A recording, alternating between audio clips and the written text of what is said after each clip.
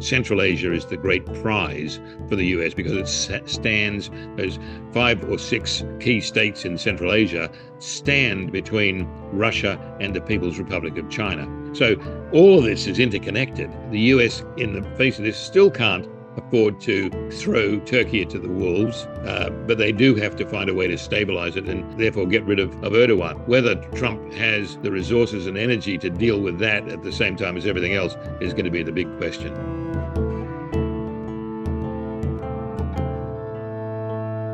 This is CBS Eye on the World. I'm John Batchelor. It's a great pleasure to welcome my colleague and mentor, Gregory Copley, Defense and Foreign Affairs editor and publisher, as well as the author of the new book, Noble State. We turn to the matter at hand, which is the mystery of the Chinese military continually being purged. What does it mean? Within these hours, Financial Times, the pink paper out of London, Chinese defense minister set to skip security forum in Singapore. Subhead, Admiral's absence from Shangri-La dialogue would come as Xi Jinping purges high-level officers. Gregory, a very good evening to you. When I read this headline, within these hours, I thought, Gregory has told me something funny going on with the military and Xi Jinping. My memory of the way you presented it is the military has told him quite clearly, the generals, the admirals, the defense ministers, and there have been a series of them who've been purged, that we're not ready to fight your war. We're not going to do it. We're not capable to take on the U.S. Navy, the U.S. Air Force, and the collective might of Japan and all the rest of our neighbors. We're not ready. And Xi either listened to them or not. I'm not sure how he responded, but he keeps purging people he chose. Foreign ministers, defense ministers, admirals, generals, they keep disappearing. The rocket forces, that's their nuclear forces. That was a year ago or so. 2 of them, including the commissar, disappeared. So is this Xi pushing back against the military? Because it sure looks unstable, but there's no interpretation. Good evening to you, Gregory. Good evening, John. Well, certainly it is an unstable situation and a situation in transition. The fact that they didn't send the defense minister to the Shangri-La dialogue in Singapore is a real message. And the question is, who is sending the message and what is that message? Well, I believe that the message is not from Xi Jinping. I believe the message is from the Communist Party of China in general, to basically say, we are not engaging in outward projection at this point. I believe that Xi has actually lost control of the PLA, and the party is basically dictating this purge, not Xi Jinping himself. So essentially, the party is taking away his base of stalwarts, of the Xi appointees. So essentially, we've got the PLA being brought back under the control of the party to a large degree. And that may be at the PLA's insistence or suggestion, or maybe something which is just obvious to the party. There's no question that the PLA is not ready to take on this task of attacking Taiwan, even though the United States, for example, and Japan and so on, have to act and prepare in a way that they could deal with a PLA attack on Taiwan. The reality is that the PLA has definitely gained significant ground in developing new defense technologies, and that was demonstrated to a degree with the initial India-Pakistan confrontation recently. But that doesn't mean an overall readiness. And the task of doing a major foreign excursion, in other words, crossing 120 or so miles or 100 miles of open sea to attack an island state amphibiously, is no easy task. And I was just rereading this wonderful Life of Nelson by Alfred Thayer Mahan, the great American maritime naval strategist. And he points out that when Nelson took control of essentially the Channel Fleet after the Battle of Copenhagen and so on, it was to prepare for the Napoleonic invasion of Britain. And the planning by Nelson was obvious. You've got to focus on when and where the enemy will launch against you. In other words, the ports on in this case, the Chinese coast against Taiwan. You have to also ascertain where the PLA would attempt to land and where their targets on land would be in Taiwan. Because this is, you can't just say, well, we're going to invade the island and land anywhere. There are only about 3 beach areas capable of taking a normal amphibious assault. Of course, the PLA would be added in their strength by heliborne landings and by airborne paratroop landings. But the reality is getting that amphibious fleet across that open sea is no easy feat. You could expect that they would be attacked in the ports as or before their departure for Taiwan. So it's a really tough call. And the question that the PLA is asking, and most of the CCP, is it worth it? What are we doing this for? Is it critical to maintaining the CCP in power? Or is a diversion, in other words, a diversion of the Chinese population away from their internal problems, is that something which demands a foreign adventure? And if they do demand a foreign adventure, what is that foreign adventure? So it's really debatable. It's an unstable period. The Communist Party without Xi could make a serious error in trying to get a diversion campaign going, or they may attempt to just stabilize the country, address some of the economic issues, and deal with Xi. And the question is whether Xi will be allowed to stay on as a figurehead, because I think that's what he has now become, or will something more serious happen. I think Xi has lost the internal power dispute already. The question is who is going to replace him, and if the main Politburo decides that they haven't found a successor and may not find one for a short while, then Xi could be kept on as a purely token figurehead if he lives that long. The reality is that he is ill, he is exhausted, and this is all evident just from seeing him in the performance of his duties. They're token appearances in a sense, and nothing substantive going on there. So either we go into a position where the Communist Party of China panics and does something irrational, or whether we see Xi attempt to retain or regain power by doing something irrational. It may all fizzle out very quietly. They do know that India is prepared to engage in major hostilities if necessary to take advantage of China's weakness, and as they did in the last month in the conflict against Pakistan. This is a proxy war. It's the India-China proxy war carried out via Pakistan. Let me build the pattern here and see if you discern something odd. Dong's not going to Shangri-La. Okay, but last month, we were told that General Hu Weidong, the number 2 PLA general, was gone, purged from the Central Military Commission. 6 months ago, General Admiral Mao Hua was purged from the CMC. There are only 6 members. She's one of them. So within the last 7 months, he's purged 2 of them. Now the defense minister is gone. As I recall, last year he purged the defense minister. Now, there's one interpretation, he's in charge. He goes, you're corrupt.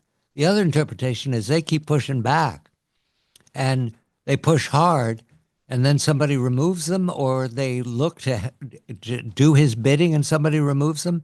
Gregory, this is the CMC. That's the Joint Chiefs of Staff, and they keep going missing. So what does it tell us about the whole military? The morale must not exist. Well, I believe that is the case, and we've seen huge numbers of PLA members across all services, including the strategic rocket forces, all being purged, as becoming unstable, and along with allegations not just of commercial or financial corruption, but of the corruption of the morale, the shortcuts which have been taken by people in the defense supply side of the business, where they've produced shoddy workmanship and shoddy weapons, We've seen that in a lot of their export products as well. So the whole thing becomes therefore uncertain, the instability arises when you see this internal power dispute, which is against. It's not against corruption. I mean, corruption is the great catch-all. If Right. Xi was going to arrest people on the grounds of corruption, he would have arrested himself. But the fact is that the whole thing's unstable. They have to begin to suppress the growing dissent in the public sector. This is now widespread, and even with the repression and surveillance capabilities of the communist state, they are not curtailing people just getting onto the streets and lashing out. This is becoming increasingly evident, and I think we also see it in the fact that Hong Kongers are getting their game on again, because they not only are frustrated, but they feel that the Beijing center is not able to crush them, and that may be the case. So it's an unstable period, but I think in the long run, any attempt to lash out on Taiwan is going to be very, very, very ill prepared and bound to failure in any way. The phone call between the President of the United States and the President of the Russian Federation. Much attention over the weekend. 10 a.m. East Coast time. Speaking for 2 hours, we're told in the readouts. The readouts have different emphases, but it comes to this. Mr. Trump did not insist that Mr. Putin stop the war, did not insist that Mr. Putin enforce a ceasefire, did not, in fact, threaten sanctions whatsoever. We're told in the readouts. That's what we're told. In fact, we're told in the readouts that most of the 2 hours was devoted to Mr. Trump speculating about investing in Russia. Gregory, it made me smile because I've been reading Roman history again, especially the 4th century, when, as we all know, there was a retreat from the frontiers because the barbarian showed up. But the biggest barbarian of all was no barbarian. He was a very shrewd businessman. His name was Attila. He came from the Hungarian plain, and the Romans couldn't defeat him. He was too good. The horsemen were savage. They would show up at a city, and the city would pay them everything just to go away. Or you'd lose everybody. Okay. The Romans didn't try to defeat him. They paid him tribute. Is that what Trump is talking to Russia about? Tribute to Russia's success in the near abroad and Russia's threat? Is that tribute? Well, in a way it is, although we're now much more conscious of the need for form, because you can't, in a society with social media and open media, you can't hide the appearance of success or failure as much. So yes, the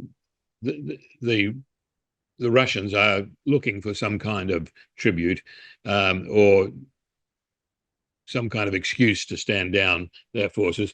I don't think it's going to be in giving anything to Ukraine, however. So what are the Ukrainians going to do? They're going to offer as tribute a tacit acceptance of the borders that have been achieved militarily since 2022, plus the reality of Crimea being under Russian control. So it's not a matter of the physical outcome, which is Donbass and so on, Crimea becoming Russian. It's a matter of how do you acknowledge that without losing face if you're Ukraine. What the Trump-Putin call signified, I think, is that, and I would hope that the bulk of that call was in fact off the record and not, if you like, transcribed by people looking to make the formal summation of it for public consumption. I think that this tells us that Russia, and as far as Trump is concerned, has moved well beyond the realm of Ukraine. As far as Trump is concerned, he happily disposed of dealing with the minor cleanup details of Ukraine to the Europeans and saying, well, hey, you guys don't want to help yourselves, we're going to just leave it to the Europeans to do that. I'm too busy now dealing with the future global strategic framework in which Russia will play a larger part. and how do we get to that, and let the details of the cleanup to the cleanup crew in Europe. So, as we've discussed before, the United States under Trump has moved its center of strategic focus further to the east. In other words, east of NATO, into the Eastern Mediterranean, into the Middle East, and that includes, of course, the Persian Gulf and Iran itself, into the Red Sea, Suez. Get rid of all of the old garbage and let's deal with the bigger picture of how we all balance and move forward. And in that regard, we see the one thing which is not discussed is Syria. Syria is on the verge of a major civil war once again, or a breakup, or a combination of all of these things, because that is something which is a nexus of strategic activity for access to Iraq, access to the Gulf itself, and so on. The question is, what role can Russia and the US play harmoniously together in stabilizing that situation, to the point where the US is back as the big player in the area, and Erdogan, the president of Turkey, is sent back to his box or deposed simply by failure in Syria. There's no question that linked in with the Putin-Trump talks are the Trump visits to three basically mutually hostile states, the UAE, Qatar, and Saudi Arabia. They all have overlapping positive gestures. The Saudi and the US, for example, both want to control post-Assad Syria. And that means to defeat the opportunity of Turkey from taking control of it. There's the whole area of the Fertile Crescent of minorities in Syria, and including the Druze in the south, and so on, which comprise 30% or more of the Syrian population. That includes the Alawites and so on. So they're really trying 30 seconds, Gregory, and we'll go to the Middle East. 30 seconds. Okay. So, yeah, so basically it's all interlinked, and Russia and the United States are emerging as the greater players. China is out of that contention altogether at this stage. The president just completed an embassy to the Middle East, talking artificial intelligence, shaking the hands of al-Shara, and generally appearing to have a very good time with his colleague, Mohammed bin Salman. What does this mean in terms of the 21st century? The contest is between the People's Republic of China and the United States. The contest is about development. The contest is about domination. The Middle East in general has been between two or three worlds, certainly two worlds. China was on the field during the Biden administration, and the U.S. was not much on the field. In fact, President Biden, former President Biden, went out of his way when campaigning to castigate the Saudi regime, the kingdom, because of the allegation at the time that the Crown Prince was responsible for the death of a very famous journalist who worked at the Washington Post. Mr. Biden went out of his way to speak poorly of Mohammed bin Salman, ignoring the strategic value of the Middle East, not just the oil, but the money from the oil. Now the president goes and makes deals, to our understanding, in all directions. Mohammed bin Salman wants AI. He wants chips. He wants nuclear reactors. All of this, what does it mean in terms of the contest in China? I don't know how it's going to come out, Gregory, but we didn't used to show up. Did we just show up? Is that what we're watching? Well, certainly by the very act of showing up in a virile manner, President Trump swept Chinese influence from the field in the Persian Gulf. That will impact on Iran too. It'll also impact on Pakistan and the like, but it's certainly in the Arabian Peninsula. You've got the PRC out of the picture. Yeah, the regional states will continue to trade with the PRC and sell them oil. They may sort of step back a little from their position of taking yuan in payment for the oil, but maybe not. They can always use whatever currency they can for different trades. But the reality is, the US is now seen once again as the guarantor of stability in the region. And that is profound. And it extends over into the Syrian area, where the US and Saudi have basically attempted to restore normalcy with the very fragile government of President al-Sharaa in Damascus. But it shows that China has given up the field without a fight, and this is also symptomatic of Xi Jinping's effective end of service life. So that's going to be significant. It's also going to play into the Iran question, although the Iranians themselves have been unhappy with Xi Jinping for making big promises of something like $400 billion in trade and support from China to Iran within 5 years, and of course none of that has occurred. That hasn't even begun in the last few years. So the Iranians know that they can't depend on Beijing either.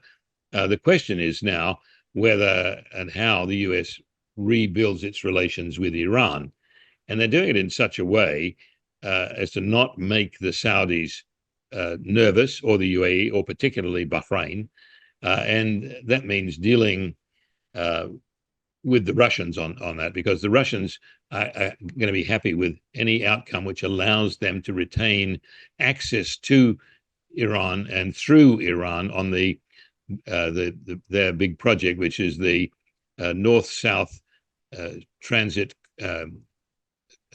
transport corridor, which basically provides an alternate to the Suez Canal. It allows trade to go up through Iran and into Russia and across to the Baltic and Atlantic.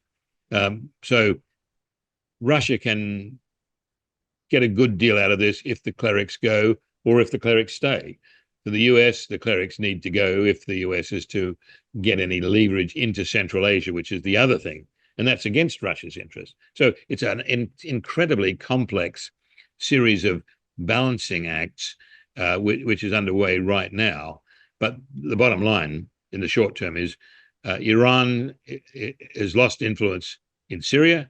It's not likely to regain it. It's lost influence in projecting into Lebanon and into the Red Sea. The US has regained its strength there. You notice that the US, having recognized its position, has withdrawn from military engagement to a large degree, against the Yemenis, what the press likes to call the Houthis, and left that to Israel to handle. So the US is backing off and trying to retain a more balanced control of the area. It will now need to deal with Egypt and help Egypt stabilize in the face of Turkish expansionism.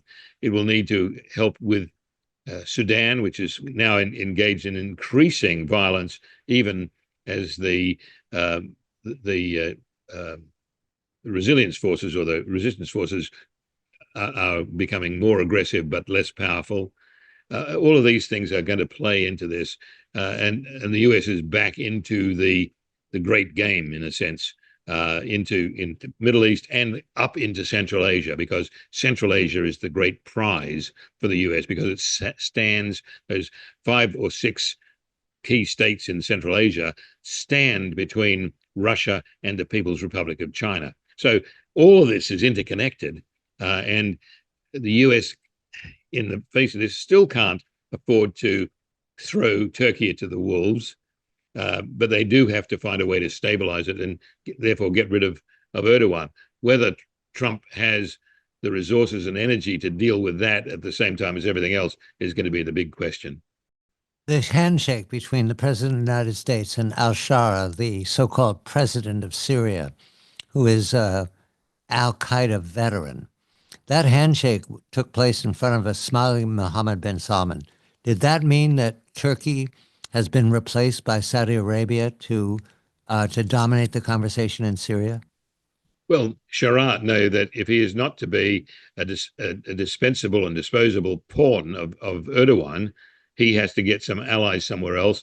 This is Sharat's big opportunity to become a conventional leader, not just a guerrilla force or an insurgency force leader. And he is anxious to throw off the yoke of Ankara and Erdogan. So yes, he's happy to get the support of the Sunnis, bearing in mind that the Sunnis are not an absolute key to Syria, because to control Syria as an empire, which is what it is, you have to be able to placate all of the Fertile Crescent of minorities, including, Druze, Kurds, and the like. You have to be able to somehow make them all happy, and the Alawites. So going with the Sunni is going to be a solution, which is Saudi Arabia, means that he also has to find a way to go with the anti-Turkish elements, which included the Alawites and the Kurds and so on. So it's going to depend on how much al-Sharaa can step up to the plate. And the US is clearly, with Saudi Arabia, prepared to provide big money to back that up. And what we don't know yet is to what degree the Russians will play along in that game, because the Russians also need to control the Turks. China. Does China have a wedge to put into the Middle East? I know you talked about that $25 billion deal with Iran, which may or may not come to anything. But does it have a presence in Riyadh? It does, but it's not one which is very persuasive. They've attempted a number of initiatives in the region, including in Turkey, which nominally has been supporting the Turkic people, in Xinjiang province. But the Turks are also acting very independently in places like Ethiopia and Sudan. And that's not necessarily in Saudi Arabia's interests, nor in the interests of the UAE. The real wildcard here is how much longer we'll see the Qataris continuing to support the Turks. And I think that may be a love affair which is ending as well. So the Chinese have got limited influence in the area. They did do some minor arms sales in the region to the Egyptians and so on recently. But frankly, they're a spent force. And the Turks are the ones which are now the more dynamic. And they're going to have to now contend with an emboldened and empowered Saudi Arabia in the near future. And the Yemen story, which is a subplot. But Mr. Trump called off the air campaign against Yemen. Yep. And said that we've made a mutual pact not to attack each other. Does that need to be solved, or is that going to solve itself? Because they were at war with Saudi Arabia before they were at war with Israel. Well, put it this way, Saudi Arabia was at war with them. And the only reason the Yemenis started to get concerned about Israel was because they figured that this was Saudi Arabia getting its way in the area, and basically the Yemenis would be further and further isolated. The Yemenis represent a philosophical threat to Saudi Arabia because most of the Yemenis are the Hashemites, who were designated by the Prophet as the guardians of the holy cities of Mecca and Medina, which the Saudis have essentially illegally taken over that role as the guardians of those cities. So the Saudis, from a point of view of legitimacy, need to ensure that the Hashemites or the Al-Hashemi are not raised in legitimacy and power. So they've always been at war with the Yemenis, and including going back into the 1950s when they enlisted Egypt to help kill off the Yemeni kingdom, for example. The Saudis have never been game to send troops into North Yemen. They've been firing across the border. They've been doing airstrikes and the like, but yet they haven't been able to go into the country. So they're afraid of it. The question is, how can the United States make peace with the Yemenis without alienating the Saudis? And possibly the US could use its good offices to say, we will guarantee that the Yemenis do not pose a threat to Saudi Arabia. Then you've got the other question is that the United Arab Emirates, which was also fighting Yemen, as was Bahrain, are also kept under control. The UAE, for example, now controls the Yemeni island of Socotra, which is a very big island off the end of the Red Sea. And the UAE, in this objective, is attempting to exert its own control over the Red Sea, Horn of Africa, and the like, and that's meant that the UAE and Saudi Arabia, once allies in the war against Yemen, are now antagonistic towards each other in control of the Red Sea region. So you've got this network of frenemies around the region, and that's got a long way to go before it's played out in the Red Sea, particularly with Eritrea being supported by UAE, Ethiopia supported by Saudi Arabia, and so on. So, and Turkey supporting Somalia. So all of these things are making the situation so complex, and no one's a clear enemy, no one's a clear friend. King Charles III is due in Canada to open Parliament on the 27th of May. I read, thanks to Gregory, this is the first time since 77, what's that, 48 years, that the monarch, the King or Queen of Canada, has arrived to read the speech before the opening of Parliament. There is much to be done. Part of the task of the King is to deal with the politics of the moment. The election of Mr. Carney and the coalition that he's formed together to pass legislation in Canada depends upon a deal of the rhetoric that he used during the campaign.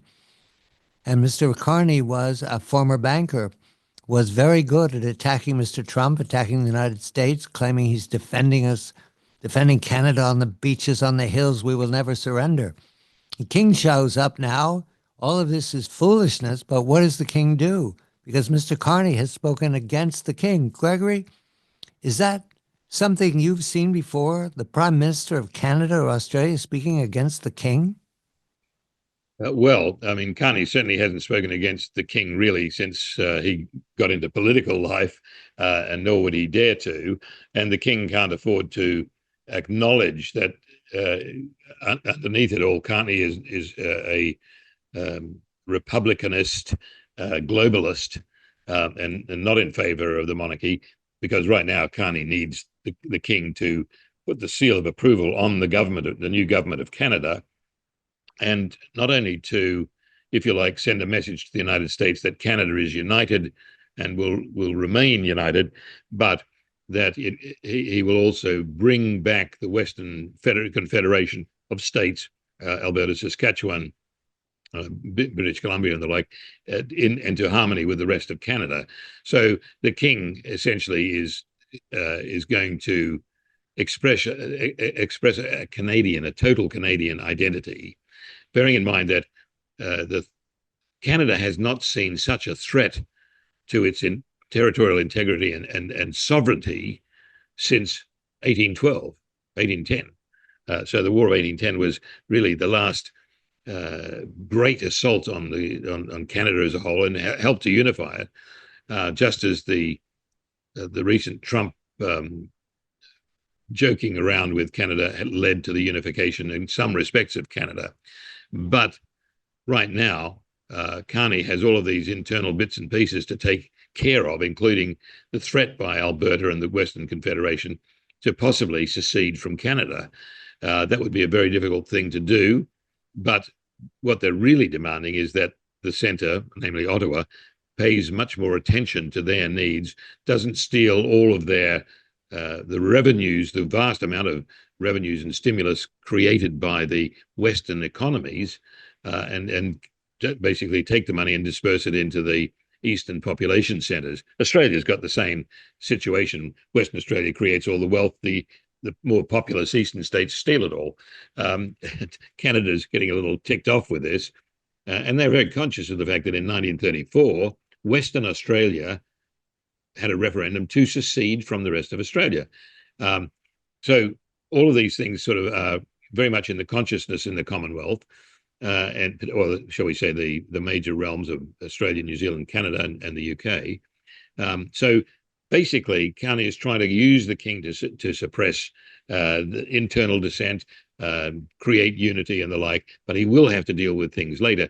And what I think we're looking at is Mr. Carney, who's tried to gather all the strings of power to himself and not really delegate any real responsibility to his new cabinet, is going to get into the same situation as Sir Keir Starmer, the Labour leader in Britain, because within 6 months of Starmer being elected, he became the most unpopular prime minister ever in the United Kingdom. And that Gregory, could happen. I want to read a quote from Carney here before we forget Mhm. him. He told Sky News, this is Dateline the 15th. I think, to be frank, the Canadians weren't impressed by that gesture. What's he talking about? The king inviting the president of the United States for a state visit. Right. Uh, Given the circumstances, it was at a time when we were being quite clear, some of us were being quite clear about the issues around sovereignty. It's all contextualized, and he doesn't name any nouns, but he's talking about the king and his friend Donald Trump, and he's interfering. Who is he to be on that level? I don't understand, Gregory. We've got Well, 30 this is seconds. If you can explain it to me, how a prime minister 30 can seconds. speak against the Yeah. king. Yeah. Well, he's against the king when it looks like he's being tough against Trump, but needs the king to save his tail anyway. And he has to recognize that the king is also the king of the United Kingdom, cannot afford to offend any head of state. And the king's been very, very careful and delicate about this. He has kept Canada's interests at heart and sent that message clearly as King of Canada to Washington.